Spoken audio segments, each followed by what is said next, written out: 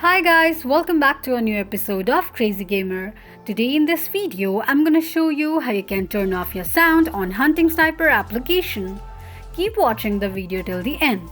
To turn off your sound on Hunting Sniper, firstly go ahead and launch open your Hunting Sniper application. The home page of Hunting Sniper application will appear on the screen. From the home page, click on little gear icon at the top right side of the page. You will end up on the settings page of your Hunting Sniper's account. Tap on Game option.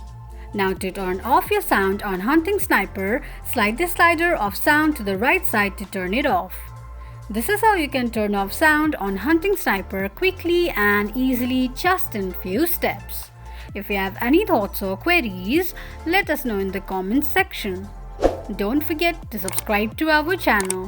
Also, press the notification bell icon so that YouTube will notify you whenever we post a new video. I hope this video was helpful to you. Thank you so much for watching.